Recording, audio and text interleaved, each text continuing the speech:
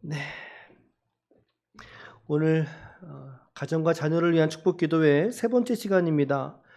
가나안 여인의 믿음 따라 구하는 기도, 가나안 여인의 믿음 따라 구하는 기도라고 하는 제목으로 하나님 말씀 같이 나누도록 하겠습니다. 자, 본문에서는 예수님께서 한 소녀에게 귀신 들렸던 것을 고치시는 치유 장면입니다. 귀신을 내어 쫓는 장면이죠. 말씀을 바로 들어가면 21절 말씀에 두로와 시돈 지방으로 들어가시니 이렇게 되어져 있어요. 두로와 시돈 지방, 여기가 이제 베니게 지방 혹은 페니키아라고 부르는 그런 지역입니다. 이방 땅이죠. 두로와 시돈은 고대로부터 전형적인 해변가에 구축이 된 항구 도시입니다. 항구 도시고요. 또 그래서 그곳에서 있던 이방인들은 대부분이 지주로서 상당히 부유한 생활을 했다고 알려져 있지요. 자, 그 가운데 어떤 한 여자가 지금 나온 거예요. 예수님께 한 여자가. 우리 마태복음에서는 가나안 여자라고 이야기를 했고요. 우리 마태복음은. 그런데 마가복음에서는 우리가 조금 더 익숙한 이름이죠.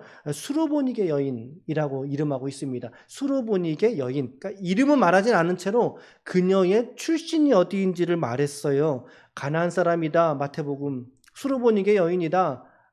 마가복음. 둘 다 맞는 표현입니다. 이 마태와 마가가 각각의 수신자가 다르기 때문에 그 수신자들이 조금 더 쉽게 이해하게 하기 위해서 선택한 단어들이에요. 각기 다르게 사용을 한 것이기 때문에 이것은 뭐 틀린 이야기가 아니죠. 저를 도봉구 사람이라고 말하고 서울 사람이라고 말할 수도 있듯이 말입니다. 부딪히는 게 없어요. 근데 또 어떤 부류는 헬라 사람이라고도 기록되어져 있는 사본이 있다 그래요. 그러니까 이 여인이 가나안 사람, 헬라 사람, 수로보니게 사람 이렇게. 그 또한 부딪히지 않습니다. 왜냐하면 이 여인이 헬라어를 사용했던 베니게 여인이었을 것으로 추측이 되기 때문에 그렇습니다. 부딪히지 않는다. 이러한 차이점들이 있는데, 그런데 이 여인에게 오늘 본문의 말씀은 아주 큰 문제가 있다라고 오늘 조명해주고 있습니다. 아주 큰 문제, 어떤 문제가 있습니까? 그녀에게 딸이 하나 있는데 흉악하게 귀신에 들렸다라고 오늘 성경은 얘기해요. 우리가 어제도 좀 유사한 말씀 보셨죠. 어제는 딸이 아니라 아들이 귀신 들렸죠. 귀신 들린 아들을 예수님께 데려온 아버지의 이야기를 우리가 어제 보셨다면, 오늘은 귀신에 들린 딸을 데리고 온 여인의 이야기를 우리가 살펴보려고 한 겁니다. 살펴보려고 하는 거죠. 자, 이 여인이 예수님을 향해서 바로 고백을 합니다. 주님을 뭐라고 말하죠?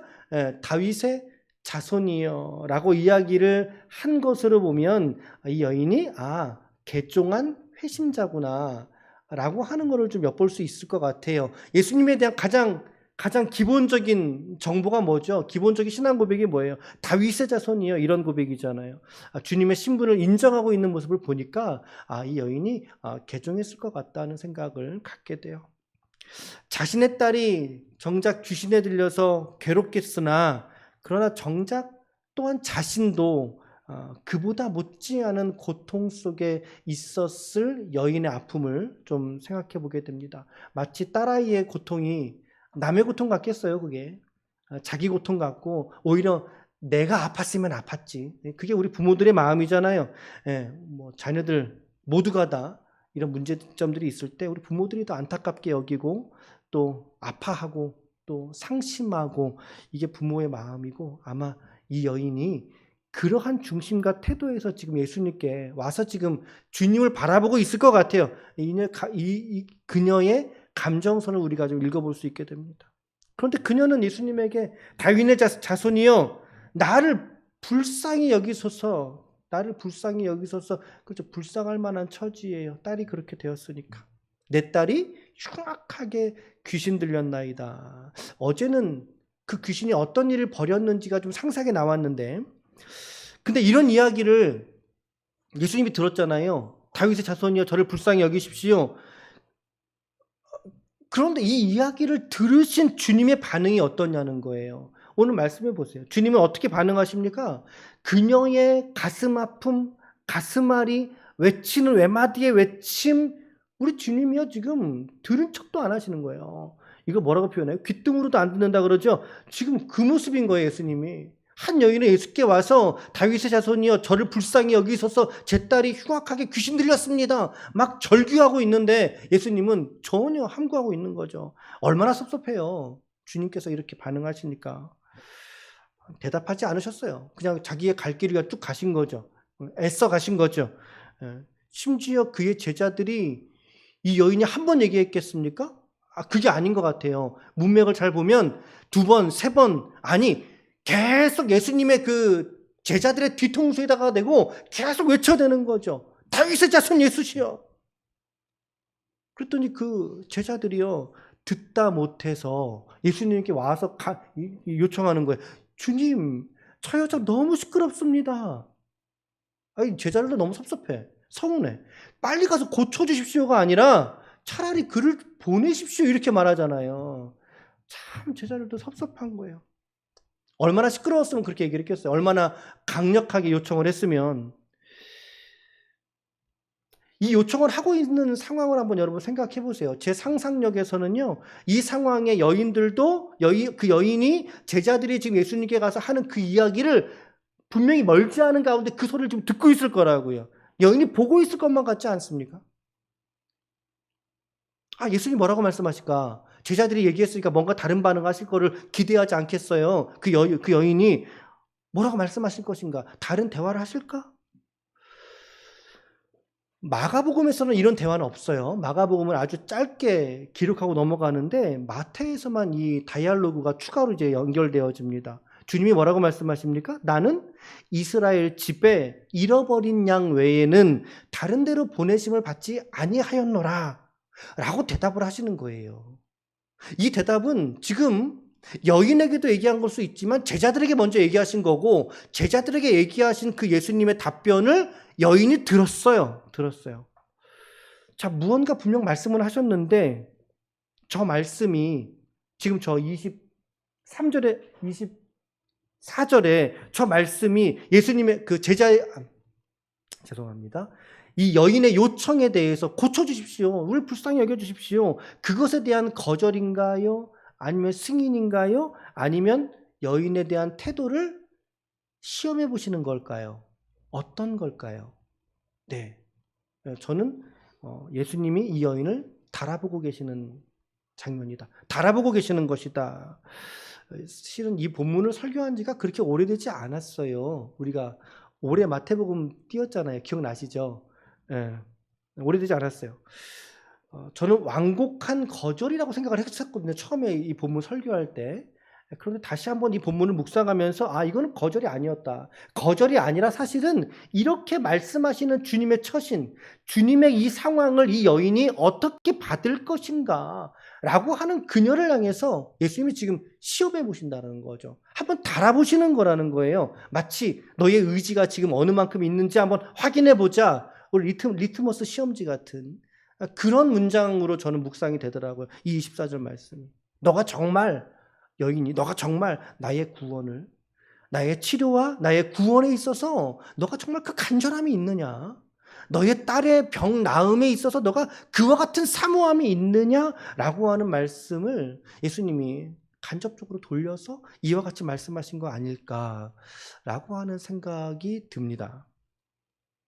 오늘 여러분들에게도 동일하게 여쭤보고 싶어요. 오늘 우리는 우리의 가정과 우리의 자녀를 향한 회복에 대해서, 그 축복에 대해서 여러분들 의지가 있으십니까? 예, 의지가 있으십니까? 예. 우리가 분명히 이 질문 앞에 한번 우리가 좀 짚고 넘어가야 돼요, 여러분. 짚고 넘어가야 돼요. 의지가 내가 정말 있는가? 의지가 정말 있는가? 그 때로는 이 의지를 적극적으로 표현하기 위해서 여러분들 현장으로 나오시는 것도 그래서 중요한 거예요. 예, 우리가 올해는 이렇게 우리가 진행을 좀 할지라도 내년도에는 좀 더 으쌰으쌰를 더 했으면 좋겠고 우리 권사님들도 제가 모시고 왔으면 좋겠고 좀 그렇게 좀 더 우리 현장에서 정말 우리가 사모함이 있다면 그것이 나에게 정말 실제라면 우리가 그런 열심들도 좀 있어야 되겠다는 생각을 더불어 갖게 됩니다. 여러분들의 가정의 축복과 자녀들의 회복과 영적 성장에 대해서 오늘 나에게 그러한 의지가 있는가? 정말 그 의지가 있니? 라고 주님이 지금 물으신잖아요. 우리가 말씀을 통해서 묻고 계시잖아요. 우리가 그 아멘들이 우리의 말에서가 아닌 우리의 섬김과 실천에 있어서, 그게 뭐 대표적인 게 현장에 참여하는 부분들일 수도 있고, 또 혹은 여러분들이 각자의 자리에서 기도하는 그 기도의 섬김에 있어서 마찬가지죠. 또 마음씀에 있어서 여러분들의 가정과 교회가 여러분들의 삶의 최우선적 가치가 되어서 여러분들의 중보의 대상이 되고 있습니까? 이런 것들을 확인할 수 있다는 거예요. 이 간절함으로 인한 우리의 심리적 변화, 어떤 우리의 마음에 변화된 결단들이 있느냐라고 주님이 오늘 이 여인에게 말씀하고 계셨다는 거죠. 이 물어보신 거 동일하게 오늘 저와 여러분들에게도 묻고 계시다 그 말입니다. 우리에게도 묻고 계신다. 나 너한테 가라고 보낸 사람 아니거든. 주님 그 말씀이시죠? 나는 유대인에게 보내심을 받았지 이방 여인인 가나안 여인인 너한테 보낸 사람 아니야. 너희를 위한 나의 무엇은 없어. 그 말이죠. 아주 단도직입적으로 말씀하시 없어. 너 그래도 내게 구할 거니? 그 말입니다. 나 네게 줄 건 없는데 그런데도 너 나한테 구할 거니? 주님이 그걸 지금 물어보신 거예요. 말씀에서. 우리가 가정과 자녀를 위해서 우리가 그럼에도 불구하고 우리가 계속해서 우리가 기도의 섬김을 감당할 수 있기를 축복합니다. 설교자는 계속해서 가정과 자녀를 향한 이 초점을 좀 계속 두고서 말씀을 좀 끌어가려고 애를 쓰고 있어요. 보니까 작년의 설교 방점들하고도 조금 다른 것 같더라고요. 보니까 이렇게 피드백을 해보니까 이렇게 좀 해설하고 있는데 여러분들에게 잘 들려지고 있는지 혹은 여러분들 마음속에 잘 깨달아지고 있는지가 궁금합니다. 자, 주님께서 이러한 말씀을 하시니 여인이 오히려 예수께 더 가까이 나아가는 모습을 보여주고 있어요. 25절이잖아요. 25절. 여자가 와서 예수께 절하여 이르되. 아하. 그러니까 여인은 조금 더 멀리 떨어져 있던 거죠. 제자들의 후미 그룹에 있었을 거 아니에요. 그 대화를 듣고서 예수님께 막 달려온 거라고요. 지금 안 돼 주님, 저 이렇게 갈급해요. 주님께 달려와서 엎드려 절했다고 지금 이야기하고 있잖아요. 25절이. 주님의 그런 시험 문제는 저한테 문제 따위도 안 됩니다. 저의 가장 큰 소원은 제 딸아이의 병고침입니다. 주님. 이 열정을, 주님의 그 시험 문제가 저의 열정을 꺾을 수가 없습니다. 주님. 주님의 얘기를 듣자마자 달려와서 팍 엎드려서 예수님께 절하면서 아뢰는 거예요. 와서 하는 말이 무엇입니까? 주여 저를 도우소서, 이 말입니다. 주여 저를 도우소서. 맞죠? 예수께 절하여 이르되 주여 저를 도우소서. 저 말에는 두 가지 가능성이 있다고 생각합니다. 두 가지 의미가. 첫째는 저로서는 제 딸에게 어떤 무엇도 회복할 수 있는 가능성을 저는 제시할 수가 없습니다. 라고 하는 자기 한계죠. 자기 한계를 깨닫고 이야기한 거고. 두 번째는 그러므로 말미암아 오직 주님만 이 딸에 대하여 주님만이 가능성이 있는 것입니다. 가능성이 있습니다. 라고 고백한 건 아닐까요? 주여 저를 도우소서, 저 말에. 그런데 저렇게까지 와서 지금 팍 엎드려갖고 했으면 우리의 상식선에서는 주님께서 어떻게 하시는 게 맞아요? 아, 너 열심히 있구나. 그래, 알았어. 이렇게 맞는데 주님 뭐라고 말씀하십니까? 놀랄 노자죠. 26절 보세요. 26절. 같이 읽어요. 시작. 대답하여 이르시되 자녀의 떡을 취하여 개들에게 던짐이. 여러분, 이 구절을 듣고 여러분들은 화가 안 나시나요? 화가 나야 정상이에요. 막 분노가 일어나고 주님에 대해서 막 섭섭해하진다는 거예요. 이게 우리의 마음 속에서. 지금 이 여인과 주님과의 첫 번째 대화예요. 이게 조금 전에 그 이야기는 제자들과의 다이알로그고 지금 이 대화가 첫 번째 이 여성과의 주고받은 대화예요. 그런데 너무나 화들짝 놀랄 만큼, 혹은 그 여인에게 너무나 그 여인이 무안하고 창피할 만큼, 지금 여러분 주변에 사람들이 있어요, 없어요? 있어요. 몇 명인지 모르지만 있다고요. 여인이 와서 지금 절하며 이르되요. 절하니까 지금 엎드려 있는 거 아닙니까? 바짝 엎드려 있는 거잖아요. 근데 그 여인에다 대고 말하는 거예요, 지금. 면상에다가 뭐라고 말한 거예요? 앞서 잠깐 이야기했듯이 이 두로와 시돈 지방에서의 이 수로보니게 여인, 그 당시 문화권에 의하면 이 여인이 나름대로 그 시대상 사회 속에서는요, 명실상부한 부잣집 마님, 그래요.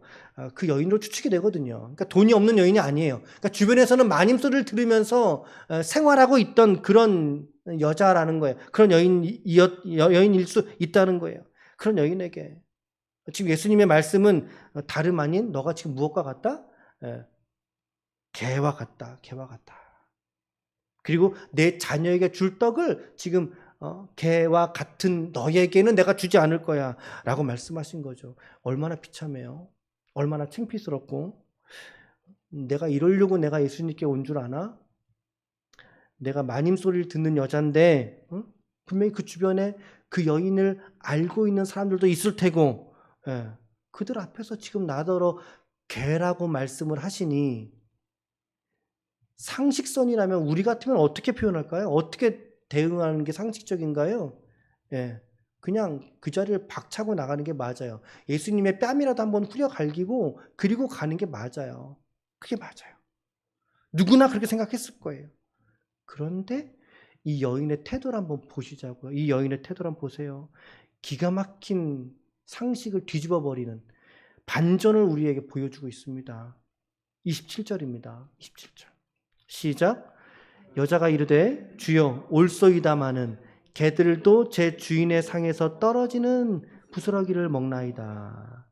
자, 이 여인이 예수님이 방금 전에 이 여인에게 했던 말을 알아들었어요? 못 알아들었어요? 그렇죠.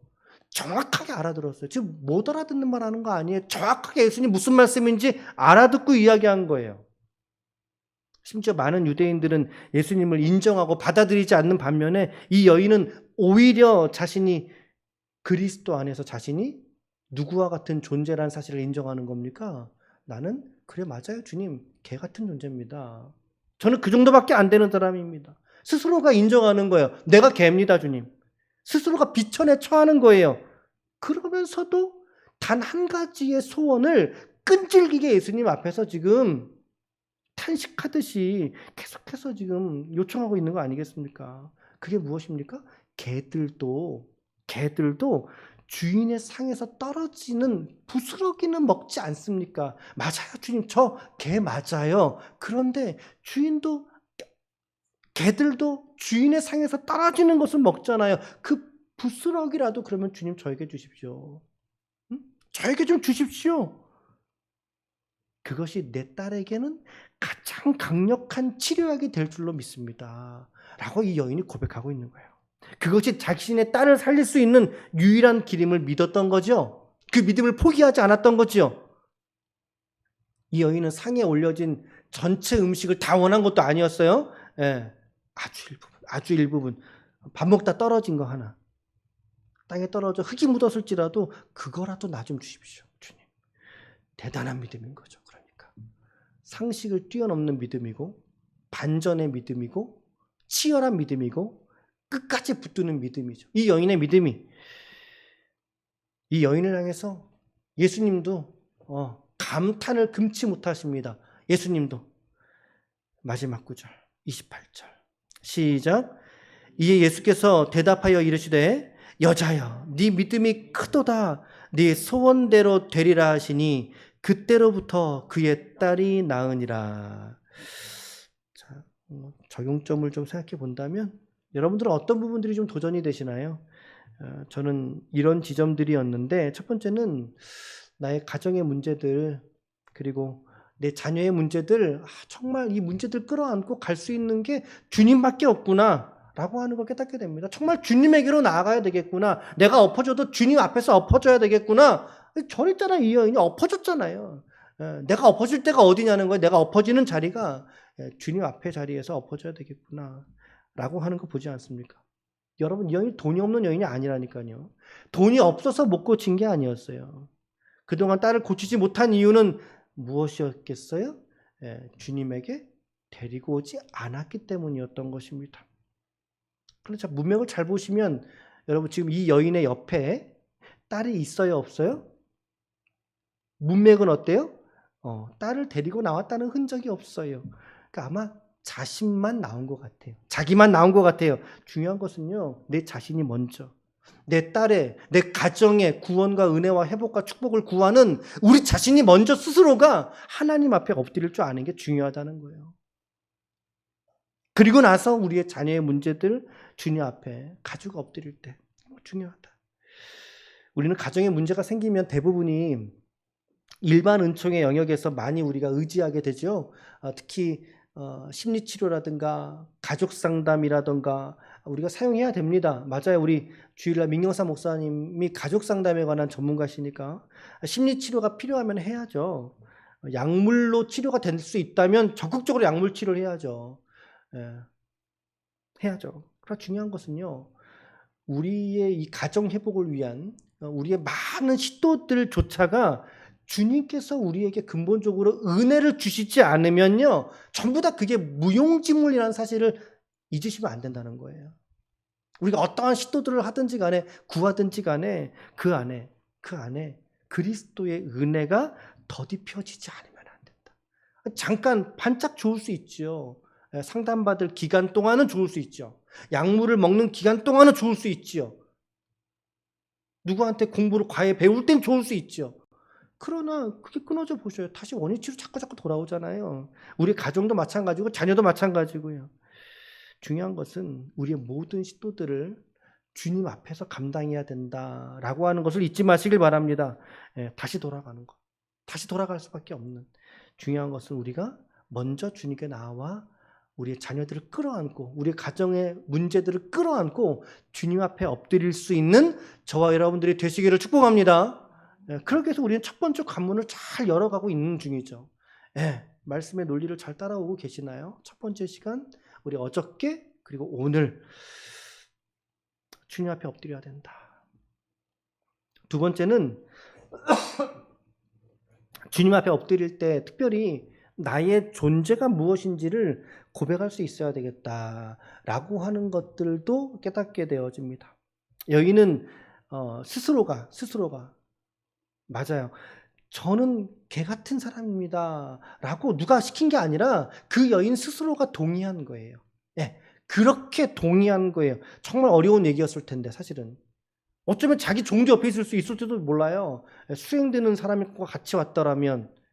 그런데 그녀는 그러한 창피함 따위는 간과한 채로 중요하지 않은 거죠. 아주 담담하게 자녀의 회복을 위해서 가정을 위해서 자신이 정말 개와 같다라고 표현하는 걸 보게 됩니다. 이스라엘은요, 이 개를 낮춰서 표현할 때는 보통 들개를 의미하거든요. 근데 들개는 해로운 동물이죠. 해를 끼치는 동물이요. 해라고 하는 표현은 죄를 짓는 동물이다 그런 뜻입니다. 그러니까 죄와 연결되는 거예요. 죄가 많은 사람이라는 것을 개로 빗대어서 받았을 거라는 거죠. 이 여인이 고백 안 했어. 주님 그렇습니다. 저 그 개처럼 저 그동안 많은 해를 끼쳤고 많은 죄악을 저질렀고 여기까지 온 사람 맞습니다. 주님. 저 그처럼 개 같은 사람입니다. 라고 이야기를 했다는 거예요. 제가 제 가정을 위해서 그리고 저희의 딸아이의 회복을 위해서 제가 개가 될 수 있다면 개보다 더한 것들도 될 수 있습니다. 라고 고백한 거 아니겠습니까? 어제 아들의 아버지는 뭐라고 했는지 기억나시나요? 어제 아들의 아버지는 주님, 저는 믿음이 없습니다. 라고 얘기했어요. 믿음이 없습니다. 저의 믿음 없는 것을 도와주셔서 그랬어요. 어제 그 귀신 들린 아들의 아버지는. 근데 오늘 이 여인은 주님, 저는 맞습니다. 저는 개와 같습니다. 죄 많은 개와 같은 저의 간구에 주님 작은 부스러기 같은 은혜라도 부어주십시오 라고 했다라는 거예요. 어제 그 아버지의 고백과 오늘 이 여인의 고백은 사실 크게 다르지 않은 고백이라는 것을 우리가 말씀 가운데 발견하게 됐죠. 주님 앞에서의 오늘 우리의 존재는 어떻게 발견되고 있습니까? 나의 존재를 우리가 정직과 겸손으로서 우리가 주님 앞에서 고백해야 되겠다라는 생각이 더 들진 않으시나요? 우리의 자녀들 앞에 혹은 내 가정 속에.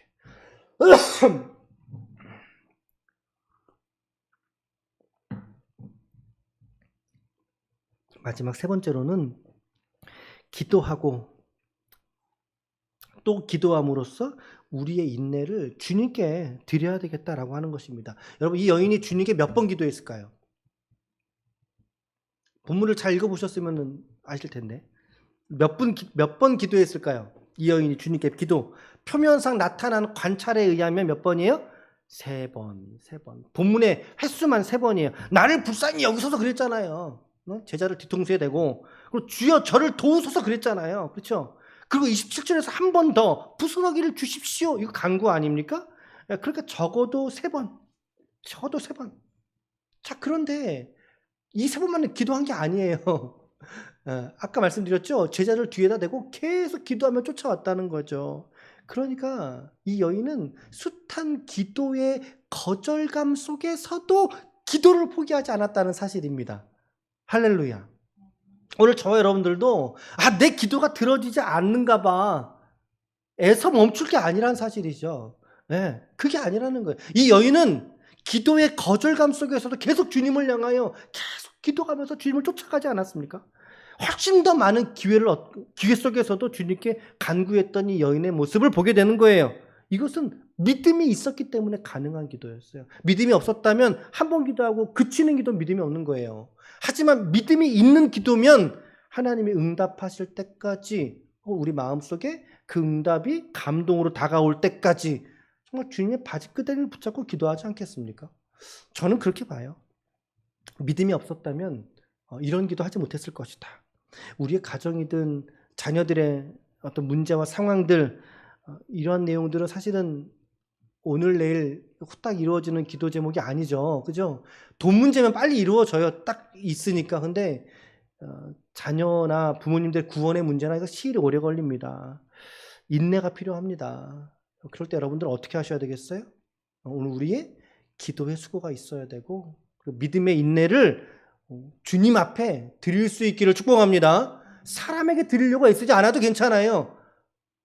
여러분들이 기도 보는 거를 사람이 보지 않는다고요. 그런 표현이 아니라 여러분들의 기도를 사람이 보지 않아도 괜찮다고요. 하나님 보시잖아요. 하나님 아시잖아요.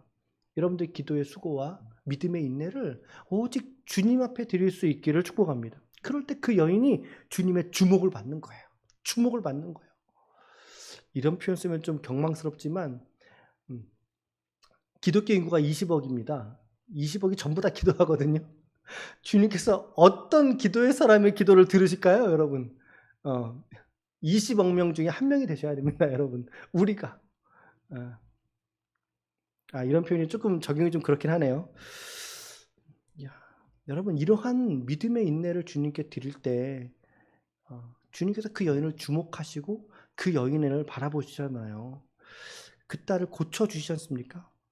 딸에게 특별히 뭐 하신 것도 없어요. 보니까 말씀에. 그냥 말씀으로만, 그죠? 누구의 믿음을 보시고? 어머니의 믿음을 보시고. 그죠? 그 시로 나으니라. 아마 집에 갔더니 나아있던 거죠. 언제 나았니? 조금 전에 그때. 그때 주님이 그 말씀하셨는데. 이런 거 상상되지 않으십니까? 그 어머니의 믿음을 보시고 딸을 고쳐주신 이 사건.